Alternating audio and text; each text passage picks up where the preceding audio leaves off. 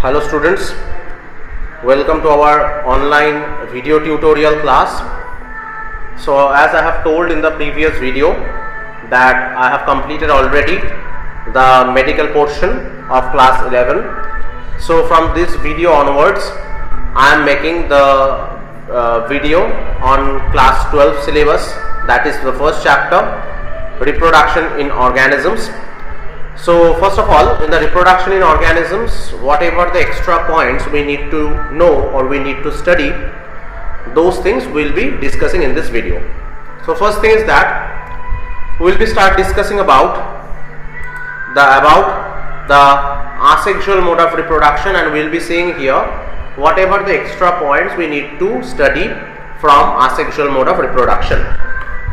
First of all, in case of asexual mode of reproduction, we need to study about the various types of binary fission, because the binary fission definition as well as the examples of binary fission we all have studied.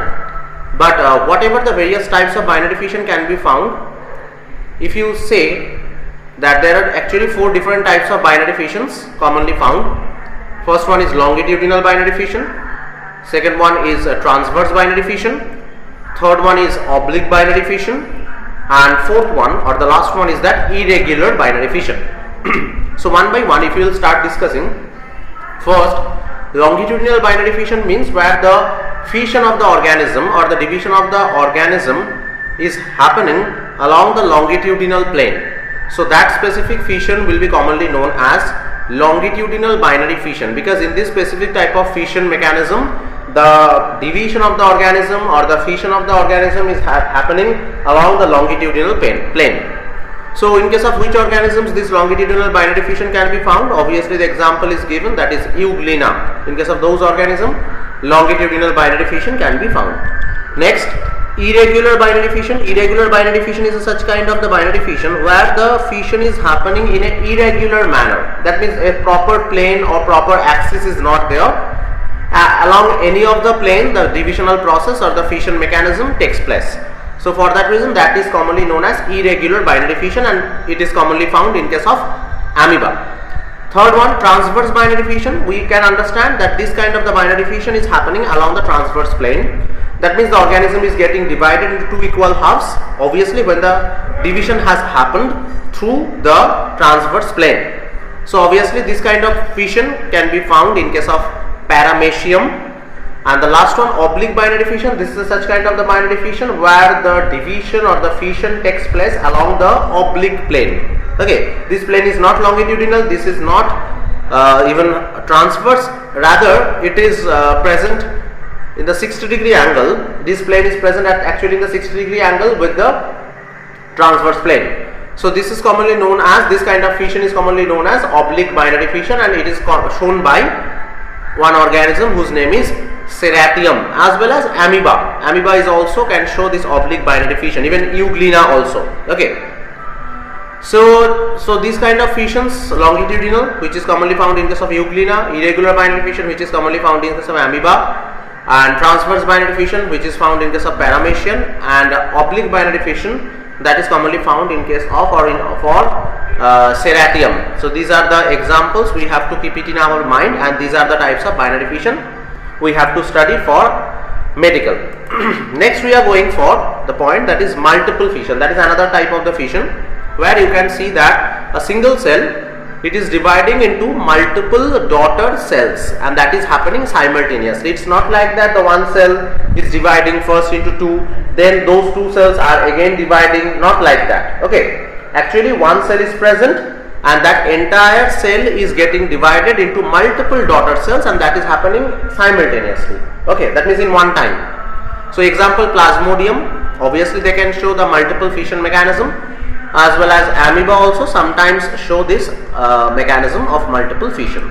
So next, here you can see the actual mechanism of multiple fission. This is the schizont. Schizont is actually one stage of Plasmodium life cycle. So that's within the schizont you can see one nucleus is there. First of all, the karyokinesis will take place. That means nuclear division, it will happen within that entire schizont area. So when the multiple daughter nuclei has been formed surrounding each and every nuclei, single plasma membrane has been formed and automatically it has produced multiple new cells within the covering of the cyzone or within the membrane of the cyzone, and at last what we can see, the cyst like structure or outer covering that is getting ruptured, and small units, small cells, they are coming out, which are commonly known as merozoites, and these merozoites are causing further infection to the human body.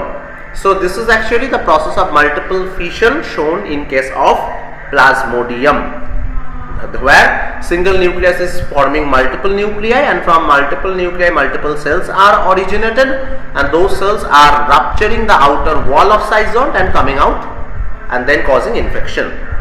Going for the next type of the asexual mode of reproduction, that is plasmotomy. What is this? Plasmotomy is a special type of the fission in which multinucleate protozoan divides into two or more multinucleate daughter individual. That means this is a such kind of fission mechanism where one protozoan organism which is already multinucleate, that means containing multiple nucleus, they are getting divided into multiple daughter cells, and those daughter cells are also containing two or more than two nucleus within them. So for that reason, obviously this kind of fission mechanism is found only in few protozoa, as an example Opalina, Pleomyxa, this kind of organism, and this kind of fission is commonly known as plasmotomy, where the protozoan organism already contains few of the nucleus, and after division, when they are forming multiple daughter cells, those are also containing two or more than two nuclei within them. So this is actually the new method or another method of the fission, that is the plasmotomy. Now just we are moving to the next portion, that is the regeneration. So about the fission, whatever the extra part under asexual reproduction we need to study, that portion I have already told you. Now always we know the regeneration is the process, or this is such kind of asexual mode of reproduction where any organism is giving birth of a new organism. How?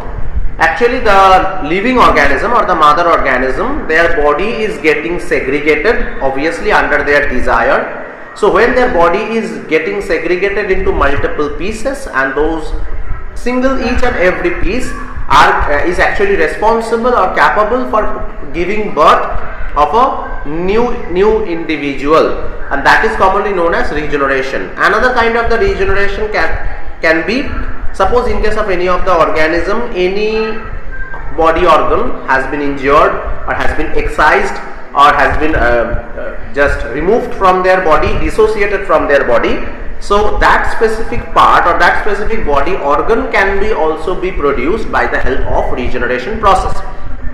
So there are two types of regeneration, because already I have told that one organism is getting segregated into multiple pieces, and each and every piece is giving birth of a new individual. This is one mode of regeneration, and another mode of regeneration is formation of injured part or formation of that dissociated part. So obviously first one you can see, that is the epimorphosis or epimorphic regeneration, that is one kind of regeneration, and the second mode or second type of the regeneration is morphallaxis or morphallactic regeneration. Okay, so epimorphosis and morphallaxis, these are the two types of regenerating mechanism. So let's see whatever the different types of the regeneration mechanism. First one, epimorphosis and morphallaxis. Epimorphosis means this is a type of regeneration which is actually involves the reconstruction of the missing part by local proliferation from the blastema or addition of the parts to remaining piece. So here actually it has been told epimorphosis is that method of the regeneration where any dissociated part or injured part is again proliferated, again formed. Okay, so that is epimorphosis actually, and morphallaxis is the main method or the main process of regeneration where already I have told that any organism's body is getting segregated into multiple pieces, obviously under the desire of that organism, and each and every piece is giving birth or new individual. So that is obviously morphallaxis or morphallactic regeneration. Okay, so epimorphosis can be commonly found in case of starfish, in case of lizard. These organisms are generally losing their tails. Sometimes they are losing their limbs. So those tail, limb, these kind of structures can be reformed by the epimorphosis process. But morphallaxis process is mostly followed by Hydra, Planaria, this kind of organisms, because from each and every excised body part, from each and every dissociated body part, entire new organism is taking birth. That's why. So morphallaxis is more complex procedure than the epimorphosis or epimorphic regeneration. Now just coming to the next point or the next portion under asexual mode of reproduction, that is sporulation. So we have discussed about various kind of spores in the board syllabus. So whatever the next more extra types of spores we need to know here, we have to know about oidia, that is another type of spore. Second, chlamydospore also we need to know, and sporangiospore we need to know. So first one, oidia. What is oidia? Oidia is a type of fungal spore which is formed by breaking up of fungal hyphae into cell. That means we all know each and every fungus or fungi is made up of thread-like structure, and that is known as fungal hypha. In plural, fungal hyphae.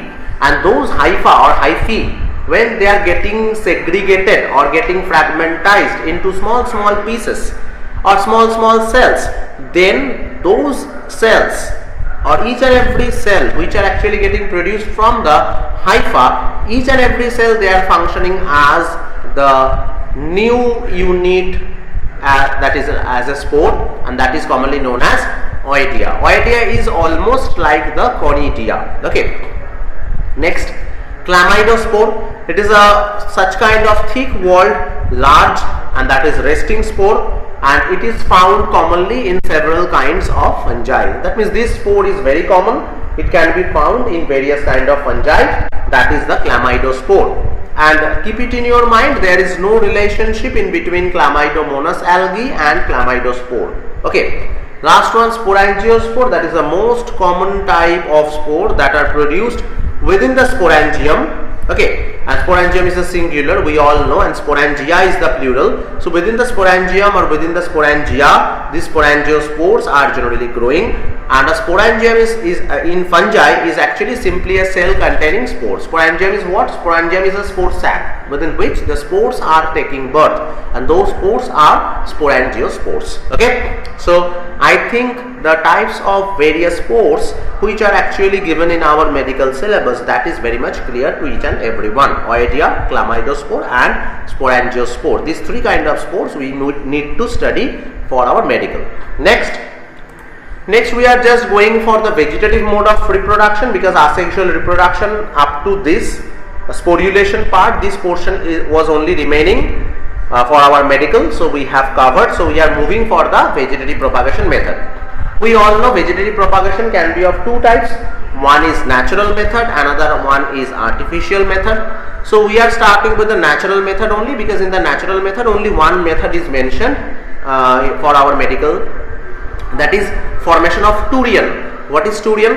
Turian is actually a type of bud that is capable of growing into a complete plant. Rather, you can say turian may be an underground bud, or it is the modified axillary bud. That means this may be the underground bud or axillary bud, but it has the capability to grow the complete plant. That is the most important thing, and they are looking like a bud, like that bud which is producing on the surface of Hydra. So turian is actually a bud-like structure which is forming from the axillary region, or maybe which can form under the ground, but it has the capability or efficiency to produce the entire plant body or complete plant body, and this is actually the under the natural method of vegetative propagation. Next, we are going for the artificial method or mode of the vegetative propagation, and within the artificial mode of the vegetative propagation, according to our medical syllabus, we have to study about the cutting, we have to study about the grafting, we need to know about layering as well as budding. And after budding we need to know about the micro propagation. Okay, ringing, that is the type of vegetative reproduction obviously, but ringing is not there in our syllabus, so maybe the ringing is written here, but the ringing portion we will not discuss in these slides.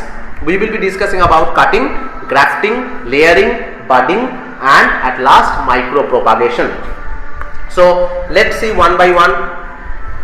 First one, cutting. We all know cutting is the mechanism where the small pieces of stem with some leaves attached, they are cut and the new plant grows from that. Okay, so small stem or small root portion, small leaf portion, so those are getting excised from the mother plant body and then those are actually planted in the soil, and from that specific excised portion the new plant originates. Okay, so this is called cutting. They can be placed in moist soil or water even, or deep within that to grow the root as well as to grow the stem portion or shoot portion even.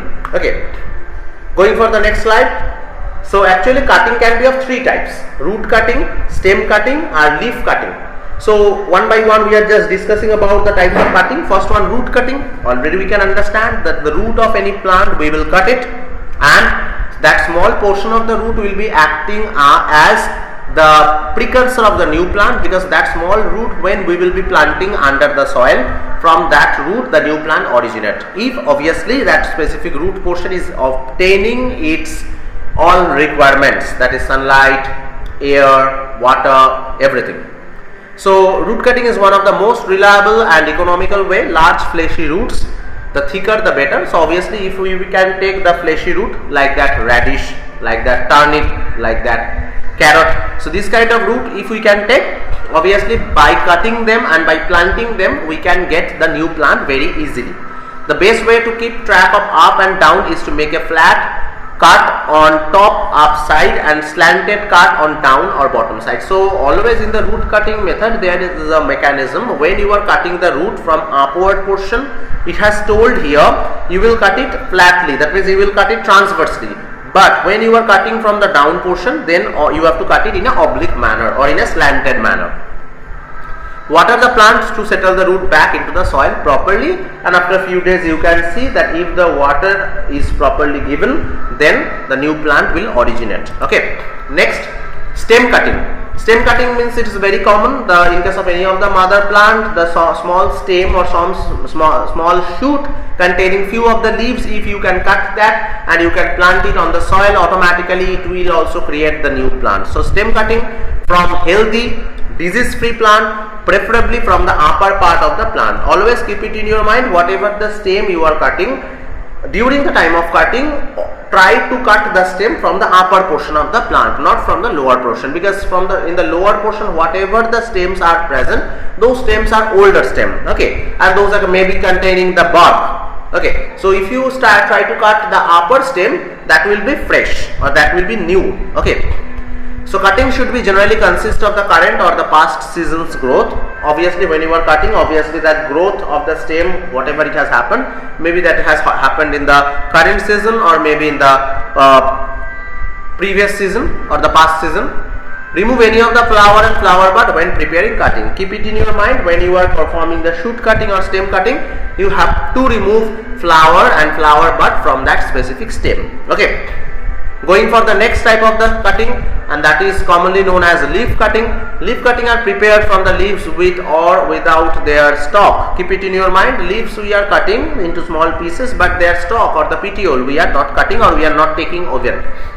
Leaf section cutting can be used for propagating the plant. Leaf cutting consists of a single leaf attached to a piece of 1 to 1/2 inch stem. So keep it in your mind, when you are performing leaf cutting, that is consisting of a single leaf and that is attached to the piece of 1 to 1/2 inch of the stem. It should be the dominant bud located where the leaf stalk joins. The stem will give rise to a new shoot and branches. Okay, so the dominant bud, whatever it is present or located, where it is located, leaf stalk, where the leaf stalk actually or pedicel is joining with the main stem, and will give rise to a new shoot and branch from there. Okay, so I think the root cutting, stem cutting and leaf cutting, these three type of cutting we have understood properly. There is no query, I think. Next we are moving for the grafting mechanism. What is grafting?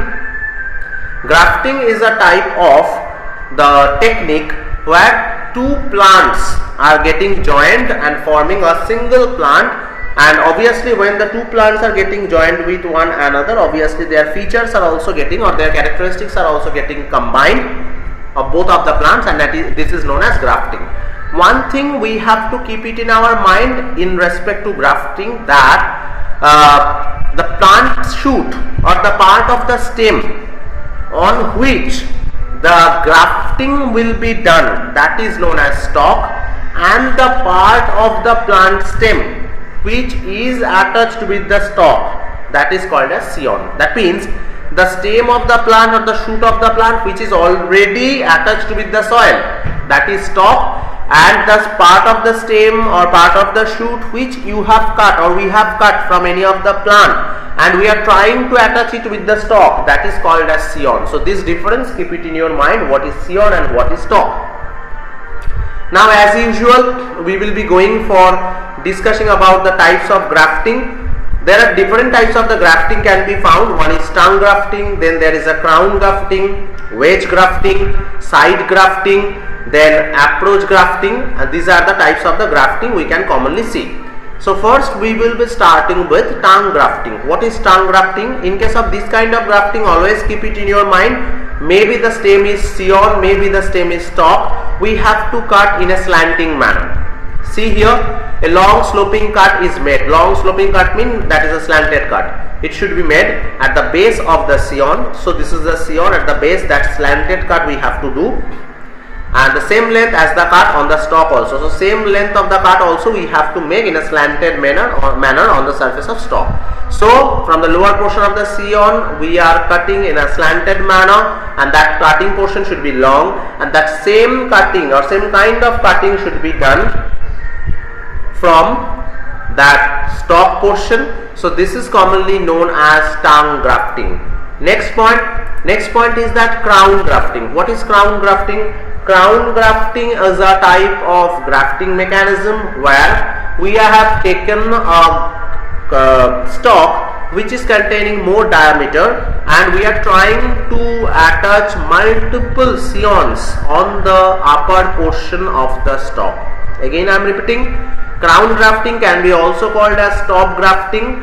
This is the grafting mechanism or process where the scion are grafted on the top of the large stalk, and multiple scions can be grafted at a time. It is also known as top working or crown grafting or top grafting. Already I have told. Next, wedge grafting. What is the wedge grafting? Wedge grafting is such kind of grafting mechanism where on the surface of stalk we have to create a groove like structure, that is V-shaped, as well as the same V-shaped wedge like structure, the same V-shaped structure we have to create in the lower portion or the basal portion of the scion, so that the scion can be fixed with the stalk in a proper manner. So you are making the groove, V-shaped groove on the surface of stalk, upper surface of the stalk, and the same V-like appearance you have to bring on the lower portion or the basal portion of the scion, so that the scion can fix with the stalk very easy manner, and that is commonly known as wedge grafting. Why it is called wedge grafting? Because keep it in your mind, in this grafting mechanism the V-shaped structure can be produced. That's why it is the wedge grafting. And tongue grafting, why it was called? Because in case of that, whatever the slanting cut is made on the surface of stalk as well as in the lower portion of scion, that slanting cut is actually looking like a tongue. And crown grafting means obviously crown is actually, it can be over on the upper surface of the head. So here also in case of crown grafting, if you take the stalk, on the upper surface of the stalk the scions are inserted. So obviously that can be considered as crown grafting. Side grafting, what is that? There is a plant graft in which the scion is inserted into the side of the stalk. Suppose on the side portion, lateral any of the side, the stalk of the stalk, there is a groove has been created. So within that groove the new plant scion is introduced or it will be inserted, and the aerial head of the stalk permitted to grow until union is established between stalk and scion. So obviously the head portion of the stalk, that will not be cut. so that can grow. The growth is permitted until which time? Until the union is established. যতক্ষণ না establishment মানে union হচ্ছে, up to that time it is established between stalk and scion, so it has to be done. Approach grafting. What is the method of approach grafting? This is a grafting method where two plants are approaching to each other. They get combined with each other, they will be tied with each other, and after a certain time it is found the new plant which will be originating, that is having both of the features of the plants. So that is commonly known as approach grafting. So let's see, in case of approach grafting, whatever the feature can be found, it is a method of grafting in which a root stock from potted plant is grafted with the scion from an adult tree in sidewise position. So the scion from one plant and the stalk from another plant, they will be get combined with each other, and that is actually happened or done in a sidewise manner. And keep it in your mind, this kind of grafting mechanism is very much useful in propagation of mango as well as sapota, this kind of plant. So in case of approach grafting, always keep it in your mind, both of the plants who are present side by side, they are approached with, they have approached to each other, and for that reason one plant's scion and another plant's stalk has been associated, combined, and for that reason the new plant which will be producing containing both of the plants feature, so that is obviously the product of approach grafting. Coming to the next method of artificial vegetative propagation, that is layering. What is layering? You can see in the diagram that layering is the method where in case of some of the plant who are having the lower branches, so what we are doing, those soft lower branches, we are bending them, and we are trying to fold them, and we are just keeping them, or we are just planting them under the soil. We are trying to penetrate the soil, and we will just try to keep the lower branch, a small portion of the lower branch under the soil, and after a certain time it will be found that from that specific portion of the lower branch which is present under the soil, when it will start forming the root as well as shoot, then the newly formed plant will be get dissociated or just removed from the parent plant. So layering is only that one. So forming of the roots when a stem comes in contact with the ground. Obviously the lower branch or lower the stem, we are taking it, we are keeping it under the soil, so automatically it will erupt the roots, and automatically when the roots will erupt, automatically the new plant, the entire complete plant will be start forming, which further can be grown into an independent plant, and that independent daughter plant will be dissociated, will be separated from the parent plant. Useful in developing fruit orchids in horticulture. This can be the method. Types of layering, there are two types of the layering we need to know. One is mound layering, another one is aerial or air layering, or gutti layering also it can be told. So in this slide you can see there are two figures given. One is mound layering, which already I have told you, that is the mound layering method, and another layering method is air layering. So we need to know, discuss about the mound layering and air layering in these two slides. So first of all, what is mound layering? Here the mound layering is a type of the layering method where the rooted plant is cut off at the soil level. As the season progresses, soil is added to cover the growing shoot, and after 1 year it is found that shoots are rooted and removed from the parent plant. So mound layering is actually a plant you are choosing who are having small branches nearby to the ground. So those small branch, 1 or 2 branch, you are folding it and you are just keeping that small portion of the branch under the soil. Okay, by covering it by the soil, you are keeping it under the soil. So after few days you will see that that specific part of the stem or the part of the lower branch which is kept under the soil, it will start forming the root. So root eruption, it has been already done. And next what is done, soil is more added so that the entire that portion of the lower branch, it will be kept, it will remain under the soil. After 1 year, what is found, when the shoots will be start forming from that portion which is present under the ground or under the soil, automatically that plant or the daughter plant will be getting dissociated from the mother body. Now that plant can survive in a separate independent identity. Clear? So this is actually the mound layering. And what is air or gutty layering? Air or gutty layering is such kind of the layering method where the stem is girdled to induce the root formation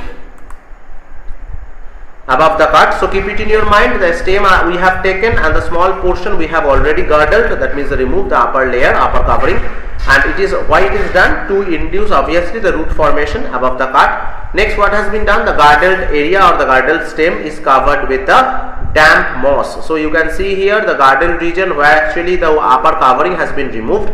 So in that portion we have given the damp moss so that the portion will be getting the water continuously, and the growth of that specific girdle portion, it can also take place in a quick manner. Next, aluminium foil or plastic sheeting is wrapped around the moss. So the moss is also getting covered by the plastic sheeting or maybe by the aluminium or foil, sorry, and tied at both of the ends. This cover is removed 2 to 3 months after tying or when the roots can be seen. So keep it in your mind, after giving moss only, when the root formation will be get started, only on that time this aluminium foil or the plastic sheet can be removed. Otherwise, up to the time of root formation, this specific sheet or this specific type of plastic or this kind of aluminium foil will be there in the girdled portion, or it will be just covering the girdled portion. So this is actually air or gutty layering. So this is also another type of layering, but it is happening in the open air. That's why it is air or gutty layering. Now I am coming to the next slide, and that slide is actually based on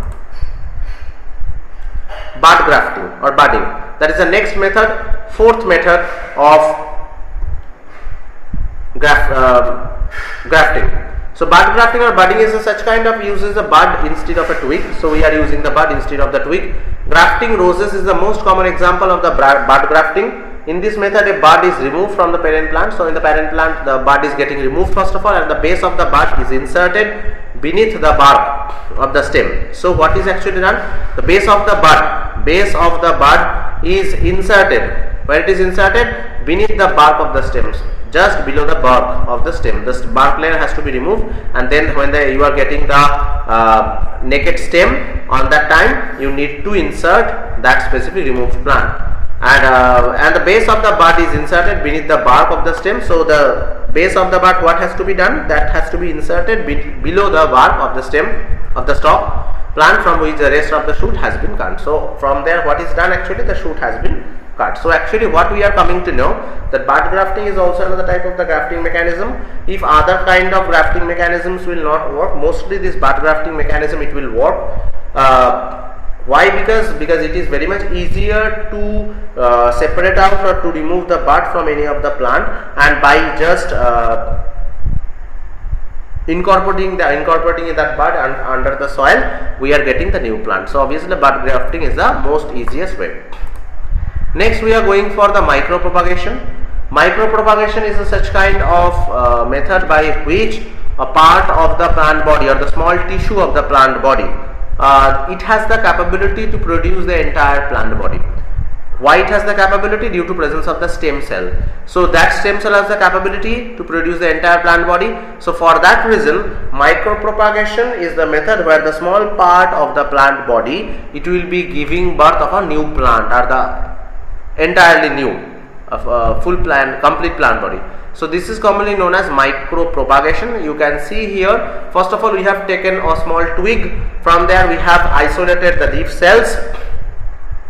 Now those leaf cells are kept within the culture media, and when the cell is kept within the culture media, it will be forming a cell mass. And keep it in your mind, this type of cell mass is commonly known as callus culture. Now shoot stimulating hormone we will be giving with the agar medium. So when the shoot stimulating hormone will be given, on that time from the callus, shoot will start forming. Then root stimulating hormone. So when the root stimulating hormone will be given, then the root portion will start getting stimulated, and then plant out. That means when the entire plant has been formed, then it will be just removed from the test tube, then it will be get planted in the soil. So this is the micropropagation, where the propagation of cell or tissue is responsible for formation of the new organism. So this is overall the micropropagation. Now we are going for to know about the types of syngamy. We commonly know that syngamy can be isogamy, anisogamy and oogamy. About these things we have already studied. So what is the next type of the syngamy is present? There is another type of the syngamy was there, that is hologamy, endogamy and exogamy. What is the difference in between them? Hologamy is actually the fusion of the two organisms as gametes. That means those organisms are so much minute, those organisms are so much microscopic, they are actually using or they are actually acting as a gamete. So and this kind of type of syngamy is commonly known as hologamy. Next, endogamy. What is endogamy? Endogamy is a type of the fusion of the gametes, and but keep it in your mind, these gametes will be belonging from the same parent. That means both of the gametes, maybe it is a male gamete both or female gamete both, it can happen, but the fusion of the gametes will take place, and obviously both of the gametes will be coming from the same parent. Sometimes it can happen if the parent is bisexual, if the parent is hermaphrodite, on that time they are having both of the sex organs, and due to presence of the both of the sex organs they can produce both of the gametes also and fuse them automatically. What is the result you can see? Exogamy, obviously fusion of the gametes of different parents. So different parents are there. So that if you will be taking their gametes, okay, and after that you will be just fusing those gametes automatically for different parent, you can understand that this is the exogamy. Okay, so hologamy means entire organism is actually acting as a gamete. Endogamy means when the gamete of the two or one organism is getting just fighting with each other, fusion will be with each other, then it will be known as endogamy. And exogamy is such kind of the fusion of gametes where the parents are only different, parents are not even similar. Going for the next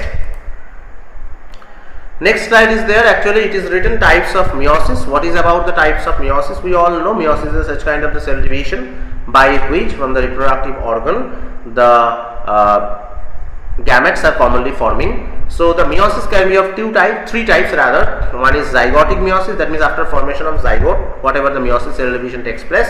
Gametic meiosis, that means during the gamete formation or after the gamete formation, whatever the meiosis related cell division takes place. And sporic meiosis, that means spore forming or spore formation procedure, in that the meiosis which is involved. And keep it in your mind, this sporic meiosis can be also called as alternation of generation. So one by one meiosis is actually given here, the zygotic meiosis, then the gametic meiosis and sporic meiosis. So zygotic meiosis, you can see here the zygote from where we will start the cycle. The zygote is actually 12 number of chromosome containing. So when the meiosis will happen, obviously it will be forming the haploid cell, and that is a haploid number of chromosome containing. From there the haploid thallus will be get formed. From there the gametangia will be getting formed, but all are actually having single chromosome. Now gametangia, that is the storehouse of the gametes. So those gametangia are producing gametes. One is male gamete, another one is female gamete. And obviously this is produced by the process of mitosis. Here during the gamete formation no meiosis is required because already gametangia is n number of chromosome containing. Now if the meiosis will be getting performed, then these gametes will be containing half n. Okay, but that is not possible. Fractional chromosome is not possible. So for that reason mitosis has happened and they have produced the gametes. Now when the both of the gametes are fusing again, fertilizing again, on that time the zygote will be getting formed. And keep it in your mind, like that zygotic meiosis takes place. Now gametic meiosis. What is about the gametic meiosis? Keep it in your mind, first of all zygote, that is 12 number of chromosome containing.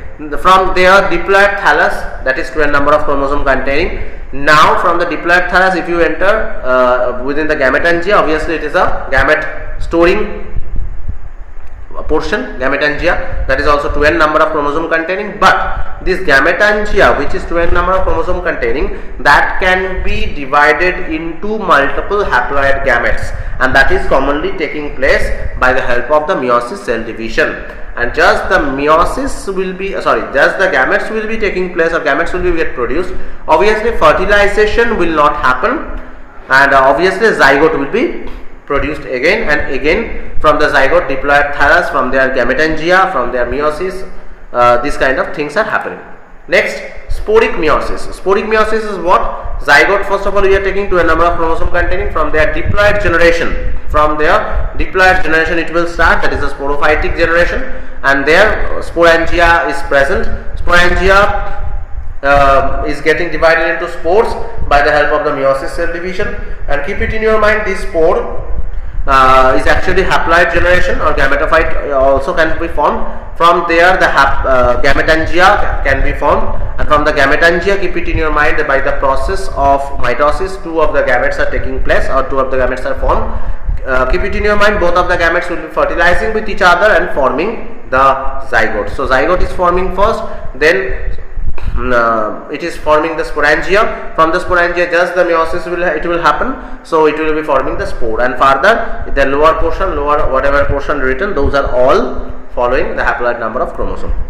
So this portion is done. Now we are actually reached to the last portion of the chapter, that is the parthenogenesis, and with the parthenogenesis our chapter will be get finished. So whatever the types of parthenogenesis definition we have already studied, that is the process of formation of the new organism or new plant, but the fertilization will not be taking place. So that is known as, so without fertilization where the new organism takes place, that means that is called as parthenogenesis. So parthenogenesis can be three types: complete parthenogenesis, incomplete parthenogenesis, and pedogenetic parthenogenesis or pedomorphosis. And another type of the parthenogenesis is also there, that is artificial parthenogenesis. So mainly there are two types of parthenogenesis, one is natural, another one is the artificial, and within natural, complete, incomplete and pedogenetic, these three are present. And artificial parthenogenesis, parthenogenesis, that is a different type of parthenogenesis where some specific factors need to know, which are actually increasing the parthenogenesis process, or which are actually giving the artificial parthenogenesis. So complete parthenogenesis is a such kind of parthenogenesis mechanism where completely any organism is giving birth of a new organism without fertilization. So here there is no sexual phase and no males. They depend exclusively on the parthenogenesis for the self reproduction. This type of parthenogenesis is known as the complete parthenogenesis or obligatory parthenogenesis, because in this kind of parthenogenesis no sexual phase is required, no males will be required. They depend exclusively on the parthenogenesis for the self reproducting organism. So rotifer, they can perform the complete parthenogenesis. Going for the incomplete parthenogenesis, is a type of the parthenogenesis where the life cycle of certain insects includes two generations, one is sexual generation and one is parthenogenetic generation, both of which alternate to each other. So this is the incomplete parthenogenesis mechanism where you can see the parthenogenesis has not started yet, because it remain incomplete only. Why it is incomplete? Because this specific life cycle of the certain insect, they are having, or they are including two generations, one is sexual generation, another one is parthenogenetic generation, both of the which alternate to each other.